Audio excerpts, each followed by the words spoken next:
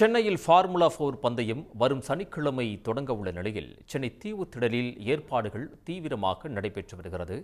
இது பற்றிய கூடுதல் விவரங்களை வழங்குவதற்காக செய்தியாளர் ஹரிஹரன் நேரலையில் இணைகிறார். அவரிடம் பேசலாம்.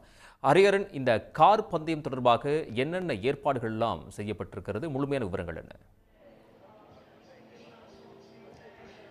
சென்னையில் இருக்கக்கூடிய முக்கியமான சாலைகளில் ஃபார்முலா 4 கார்கள் சீரிப்பாய தயார் நிலையில் இருக்காங்க. சென்னை தீவுத்திடலில் பொறுத்த வரைக்கும் அதற்கான ஏற்பாடுகள் மிக தீவிரமாக நடைபெற்று வருகின்றது. இந்த பகுதியில் பார்த்தோம்னா இந்த கார்களை பொருத்தும் பணி மிக தீவிரமாக நடைபெற்று வருகின்றது. இந்த இந்தியன் ரேசிங் லீக் மற்றும் ஃபார்முலா 4 பந்தயம் சென்னையில் வருகின்ற சனிக்கிழமை மற்றும் ஞாயிற்றுக்கிழமைகள் நடைபெறவுள்ள நிலையில் இதற்கான முதற் சுற்று இருங்காட்டுக்கோட்டையில் கடந்த சனி மற்றும் ஞாயிற்றுக்கிழமைகள் நடைபெற்றிருந்தது. தற்போது இந்த இடத்துல தீவுத்திடலில் இரண்டாவது சுற்று போட்டிகள் நடைபெற இருக்கிறது. அதற்கான ஏற்பாடுகள் தான் இந்த பகுதி முழுவதுமே நடைபெறுகின்றது. இந்த ஃபார்முலா 4 கார் பந்தயம் மற்றும் இந்தியன் ரேசிங் லீக் என இரண்டு போட்டிகளில் நடைபெறுகின்றது. இந்தியன் ரேஸ் லீக் பொறுத்த வரைக்கும் இரண்டு போட்டியாகவும், ஃபார்முலா 4 பொறுத்த வரைக்கும் இரண்டு சுற்றுகளாகவும் நடைபெற இருக்குது. ஒவ்வொரு அணியிலுமே மொத்தமாக 32 அணிகள் இருக்கிறாங்க. ஒவ்வொரு அணியிலுமே மொத்தமாக 4 டிரைவர்கள் இடம்பெறுவாங்க. அதில் 2 இந்திய டிரைவர்கள் மிக முக்கியமாக பங்கேற்பார்கள் என தெரிவிக்கப்பட்டிருக்கு. இவ்வாறாக இருக்கக்கூடிய சூழலில் தான் இந்த ஏற்பாடுகள் மிக தீவிரமாக நடைபெற்றிருந்தது. ஏற்கனவே இந்த கார் பந்தயம் நடைபெறும் மற்றும் 3.5 கிலோமீட்டர் தூரத்திற்கு சாலைகள், அதாவது இந்த FIA விதிகளின்படி அமைக்கப்பட்டிருக்கு. அதற்காகத்தான் இந்த டயர்கள் மற்றும் அதற்கு மேலாக ஷீல்டுகள் மற்றும் வலைகள் போன்றவை அமைக்கப்பட்டிருக்கு. குறிப்பாக இந்த 3.5 கிலோமீட்டர் இந்த போர் நினைவு சின்னத்திலிருந்து நேப்பியர் பாலம் மற்றும் சிவானந்த சாலை வழியாக தொடங்கி தொடர்ச்சியாக 3.5 கிலோமீட்டர்கள் நடைபெறுகின்றது. சனி மற்றும் ஞாயிற்றுக்கிழமைகளில் நடைபெறக்கூடிய நிலையில் இந்த பாதுகாப்பு ஏற்பாடுகளை பொறுத்த வரைக்கும் உயர்நீதிமன்றம் தீவிரமாக கடைபிடிக்க வேண்டும் என தெரிவித்திருக்கிறது.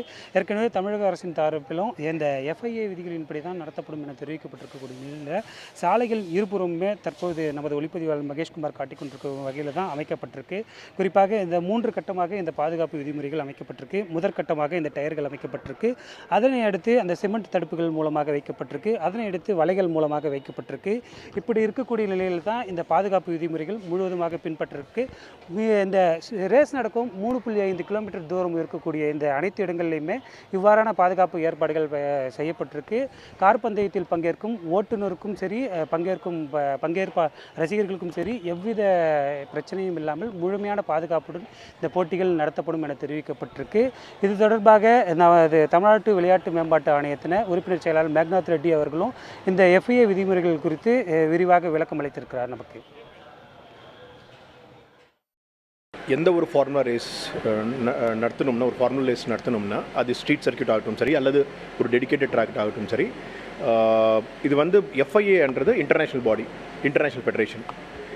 அதோட சர்டிஃபிகேஷன் மேண்டட்டரி. அதோட இன்ஸ்பெக்டர் வந்து ஆல்ரெடி சென்னையில் இருக்கார். ஆல்ரெடி ட்ராக்கெல்லாம் சுற்றி பார்த்தார். ஸ்கெட்யூலில் பார்த்தீங்கன்னா, நம்ம ஆல்ரெடி மீடியா ஃப்ரெண்ட்ஸ்க்கு வந்து அன்றைக்கி கொடுத்த ஸ்கெட்யூலில் பார்த்தீங்கன்னா ஃபஸ்ட்டு 2 ஹவர்ஸ் வந்து இன்ஸ்பெக்ஷன் தான் இருக்குது. ஸோ ரேஸ் நடத்துறதுக்கு முந்தி எப்போவுமே FIA இன்ஸ்பெக்டர்ஸ் வந்து மொத்தம் ட்ராக் பார்ப்பாங்க from safety security point of view. அது உறுதிப்படுத்தின பிறகு தான் ஒரு சர்டிஃபிகேட் கொடுப்பாங்க. சர்டிஃபிகேட் வச்சு தான் நம்ம ரேஸ் நடத்த போகிறோம். ஸோ அது மேண்டட்ரி. அது ஆல்ரெடி வந்து நம்ம ஸ்கெட்யூல்லே உண்டு. 2 நாள் உண்டு. சாட்டர்டே உண்டு, சண்டே உண்டு. ஒரு 11:30 அந்த டைமில் வந்து இது நம்ம செக்கிங் ஸ்டார்ட் ஆகிடும். அதுக்கப்புறம் ஒரு 1 ஹவரில் வங்கெல்லாம் பார்த்து சர்டிஃபை பண்ணுவாங்க. என்னென்ன மாதிரி பாதுகாப்பு மெஷர்ஸ் நம்ம எடுத்தோம்னு பார்த்தீங்கன்னா, சரி, நீங்கள் ட்ராக் பார்த்தீங்கன்னா ட்ராக்கில் ஃபஸ்ட்டு ஒரு கிராஷ் பேரியர்ஸ் இருக்குது. ஒவ்வொரு கிராஷ் பேரியர் வந்து specially made in abroad and broad, அந்த இம்பேக்ட் எடுக்கிறதுக்கு. அதுக்கு மேலே வந்து டெப்ரி ஃபென்ஸ் பேனல்னு சொல்லுவாங்க. ஃபென்ஸ் மாதிரி இருக்குது. அந்த டெப்ரி ஃபென்ஸ் பேனல் வந்து கார் வெயிட் விட கிட்டத்தட்ட 3 to 5 டைம்ஸ் வந்து வெயிட் தாங்குகிற ஒரு கெப்பாசிட்டி. அகெயின் இது ரெண்டுமே FIA சர்டிஃபைடு தான். FIA சர்டிஃபைட் நார்ம்ஸ் வச்சு தான் நம்ம இந்த 2 ப்ராடக்டே பண்ணுது. மோஸ்ட் இம்பார்ட்டன்ட் அதுக்கு முந்து வந்து டயர் பேரியர்ஸ் இருக்குது. So tyre barriers, crash barriers and அதுக்கு மேலே வந்து டெப்ரி ஃபென்ஸ் பேனல். இதெல்லாம் மேண்டட்ரி எனி ஃபார்முலா ரேஸில் நம்ம வைக்கிற ஒரு பாதுகாப்பு விஷயம். அதை நம்ம உறுதிப்படுத்துகிறோம். நீங்கள் ட்ராக் பார்த்தீங்கன்னா உங்களுக்கே தெரியும், எல்லா இடத்துல வந்து அது பண்ணிட்டோம். லைட் போல் முதல் கொண்டு எல்லாமே ஃபுல் கம்ப்ளீட் சேஃப்டி மெஷர்ஸ் இருக்குது. கட்டாயமாக FIAயோட சேஃப்டி சர்டிஃபிகேஷன் கட்டாயமாக நம்ம ட்ராக் வந்து கட்டாயமாக கிடைக்கும். ஹரிஹரன், தகவல்களுக்கு நன்றி. உடனுக்குடன் செய்திகளை தெரிந்து கொள்ள சன் நியூஸ் பெல் ஐகானை கிளிக் பண்ணுங்க.